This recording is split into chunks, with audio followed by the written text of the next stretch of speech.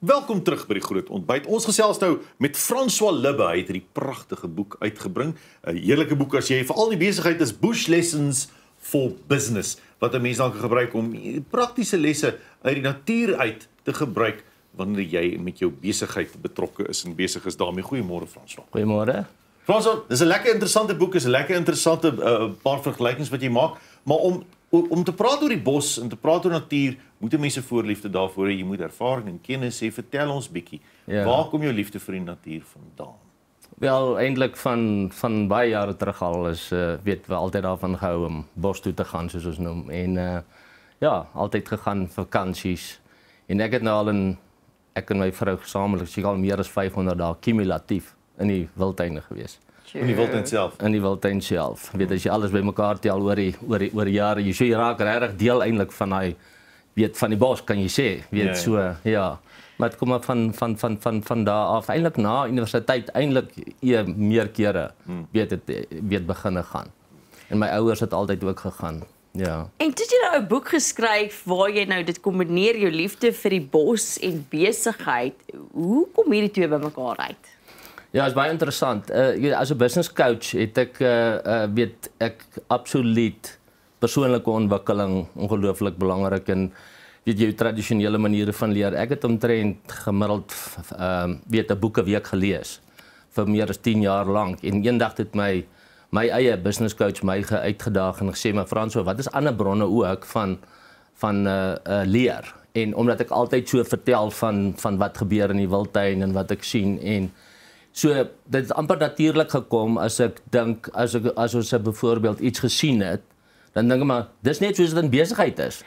Dit is amper soort van daai onmiddellike reaksie. Ja. En toe ek begin 'n klein videoetjies maak en sommer net sê dis wat dit is en dis wat dit beteken vir besigheid. En dit het toe nou eintlik nou so verder ontstaan wat ek gedag eendag. Maar dis die boek. En toe het ek eintlik begin my lesse gebruik om die boek te skryf. Jy praat in die boek praat jy van eenvoudige gebeure in die natuur wat net so weerspieël kan word deur eenvoudige besluite te neem in besigheid wat die komplekse goed, soms lees mense 'n boek en dink hulle genade, hierdie ouens hy probeer baie slim klink. En die gemiddelde besigheidsman daar buite wat nou sopas sy besigheid afskop, voel soms bietjie die water is te diep om te swem. Ja. Maar jy verwys hierna, daar is eenvoudige besluite in die natuur. Daar's eenvoudige dinge wat gebeur in die natuur.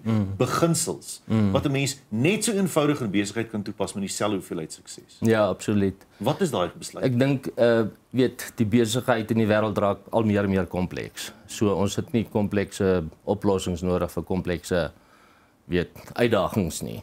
So ek kan dink aan eendag ry ons daar tussen Skukuza en Ondersabi en die droë rivier loop en sien hierdie zebra, wat sy kop is heeltemal in 'n gat in. En dan dit lyk vreemd. Stop en kyk wat dit is en later toe hy sy kop oplig toe doop die water af. So met ander woorde, 'n droë rivier loop, het hy water gekry, maar waar kom dit vandaan? Dis die olifante wat van kleins af al eintlik leer by hulle ouers en so aan om met hulle voete gate te maak want hulle het 'n ongelooflike reuksintuig. En dan die ander diere, so hulle is eintlik die pioniers. Hulle gee eintlik die padkaart vir wat om te doen. Ja. So hulle is die les wat ek nou aan dink is to leverage the efforts of others. Ja. So in besigheid ook. So daai ander diere in die zebras geval volg wat die ander doen en daardeur kry jy voordele. Maar nou kry jy water uit 'n bron uit wat jy normaalweg sou gekry het nie. En dieselfde in besigheid. So wie's die pioniers in jou industrie wat jy kan by gaan leer? Waar begin jy? En soms is dit tussen in industrieë. So jy die produk is daar, maar miskien moet hy net bietjie verfyn word of die produk is daar, jy moet hom net dalk in 'n ander mark gaan sit. So dit is hoe eenvoudig, so jy met ander mense wat jy gebruik, wat jy eintlik jy kan baie leer by waar kom die besigheid eintlik vandaan en wat daai industrie. So dit sou ek sê is om dit baie meer eenvoudig te maak. Jy praat ook oor die feit dat baie mense nie hulle volle potensiaal benut nie en aanpasbaarheid is so belangrik. Vertel ons 'n bietjie meer daaroor. Ja, ek bedoel as jy nie aanpas nie, groei jy nie. die wêreld verander so vinnig. So as jy gaan dink aan die rooibokke, die impalas in die wildtuin. Daar's omtrent 140.000, ek dink selfs nou meer, 160 volgens die nuwe statistieke dink ek. En dit is die dier wat die mees aanpasbare dier is in die wildtuin. So as jy gaan kyk na hulle eetgewoontes, hulle is grasvreters. Wanneer dit droog raak, dan verander hulle, eet hulle blare, hulle eet vruggies, hulle kan ook die laagste van die gras op die grond, dis die enigste dier wat die laagste kan gaan, in terme van waar jy kan vreet. So die aanpassing van dit na in droogte tye byvoorbeeld. Dan 'n ander interessante ding is dat hulle, wanneer hulle kleintjies kry, is net oor 'n kort periode, so hulle vat eintlik die mark met kleintjies. Maar hulle groei in populasie. So, en dit is ook, is in groter groepe, dit is wat hulle kan vinniger agterkom, hier's gevaar. Weet, so al word baie kleintjies dan gevang, die populasie groei. Ja. So met ander woorde, die aanpassing is nie net oorlewing nie, dit is ook groei. Nou in besigheid, dieselfde, as jy kan nie jou potensiaal bereik as jy nie aanpas nie. En dit gebeur so baie, jy raak verstok in die ou maniere van dinge doen. Weet so, wat is die probleem met jou oplossing in die besigheid? Strategieë, soos wat jy 'n produk van die rak af gaan koop, hy partykeer dan hy daai verkoopsdatum, na dit dan kan jy siek word. Dieselfde sekere strategieë, bereik hulle verkoopsdatum.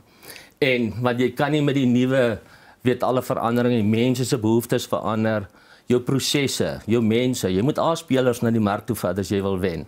En dis wat ek bedoel, as jy verstok raak en dis hoe dit nog altyd gewerk het, jy gaan nie oorleef nie.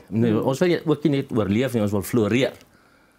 Ja, so dis ek sê is die aanpassing. Ja. Frans, so een van die interessante hoofstukke wat lekker is hoofstuk 17, Unlocking Your Potential, Overcoming Business Parasites, om die parasiete in jou besigheid uit te roei en van ontslae te raak. En dis tog baie mense wat besigheid begin, sukkel om daai volle potensiaal te bereik, sukkel om op te staan. Jy voel maar my maskas, ek probeer my bes, maar iets hou my die hele tyd terug. Dis lekker om te sien dat daar's dinge wat jy oor jouself dink, wat dalk 'n parasiet kan wees vir jou besigheid. Daar's die heerlikste lesse daarin. Vertel ons 'n bietjie meer. Ja. Daai les spesifiek verwys na die wat is die okspeker? Renostervoël, ekskuus, ja. Wat die buffels is dan al hierdie bosluise af. Ja. So, en dit is eintlik dit is mutually beneficial. Dit help altyd maak die buffel sterker en die renostervoël het 'n lewenslange voedingsbron. Ja. So met ander woorde, hoe hou jy daai buffel in daai geval kom ons sê skoon deur die parasiete. So net so ons as mense wat ek nou is basies jou negatiewe denke wat jy het. Ja. Is 'n voorbeeld daarvan. Want wat jy dink, dit is wat jy dan raak sien, jy belief waaroor wat jy het, dit hou jou terug of dit gaan jou laat empower. Dit bepaal jou sukses. Dit bepaal eintlik jou sukses. So is om die hele tyd, maar wat is daai goed, wat jou terughou? En dit is baie te doen met jou gedagtes, wat jy het. En as jy dink 'n plek is sleg, dan gaan jy die voorbeelde sien. Ja, jou benadering gaan so wees. Ja. As jy dink maar daar's baie besigheid, dan sien jy al die geleenthede. Ja. So dit raak eintlik dan wat jy dit begin by hoe jy dink oor. Jou ingesteldheid. Hoe jy ingesteldheid, hoe jy dink oor jouself, hoe jy dink oor jou besigheid, hoe jy dink oor die mark, en die potensiaal wat daar is. As ek dink daar is 'n skaarsheid van besigheid, dan gaan daar skaarsheid wees. As ek dink daar's baie, dan sien jy die geleenthede raak. Wat hoop jy kry mense uit hierdie boek uit? Wat is jou hoop? Wel, my hoop is dat ek bedoel die groot is dat as ultimately moet mense kan sê as hulle vashou, maar wat sê Bush Lessons for Business? Okay. So definitief, maar dat elke besigheidseienaar eintlik die boek het, want dit is soos 'n kompas.